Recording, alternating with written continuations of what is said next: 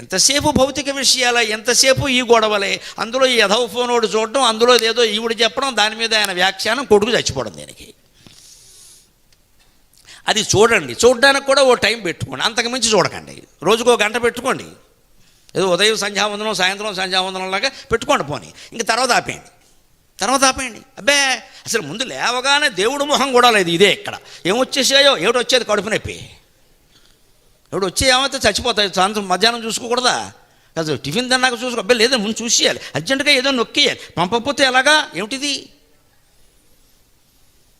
ఎందుకు ఈ వ్యాధి వ్యాప్తిలాగా? దీనికి ఒక టైం పెట్టుకోవాలి ఖచ్చితంగా. చూడండి, అవసరమైన ఉంటాయి అందులో.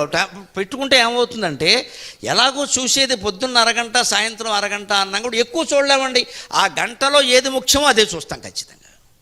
ఆ గంటలో ఏది ముఖ్యమో అదే చూస్తాం, లేకపోతే మొత్తం అన్నీ మర్చిపోయాడు. ధృతరాష్ట్రుడు ఎంత అజ్ఞానైనా, ఎంత పుత్ర వ్యామోహం ఉన్నా 2 దశల్లో ఆయన గొప్ప జ్ఞానాన్ని ప్రదర్శించాడండి. 2 దశల్లో.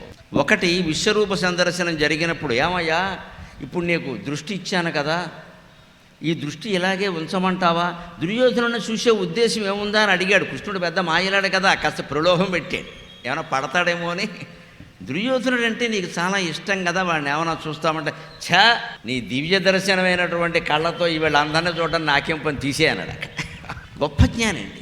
ఇంకొక దశ ఏమిటి అంటే, యుద్ధం అంతా అయిపోయిన తర్వాత పాండవుల ఇంట్లో ఉన్నప్పుడు ఒక దశలో ధర్మరాజు, పెదనాన్నగారు ఈ రాజ్యం మీది, మీరు బాధపడద్దు, నేను మళ్ళీ మీకు ఇస్తాను, మీరు కూర్చోండి సింహాసనం మీద ఇప్పుడు కూడా అంటే, వద్దయ్యా అదే కదయ్యా నన్ను మామూలుగా గుడ్డివాడిని చేయకుండా మదాంధుణ్ణి కూడా చేసేసింది ఆ సింహాసనమే కదయ్యా, నాకు వద్దు అన్నాడు ధృతరాష్ట్రుడు ఖచ్చితంగా.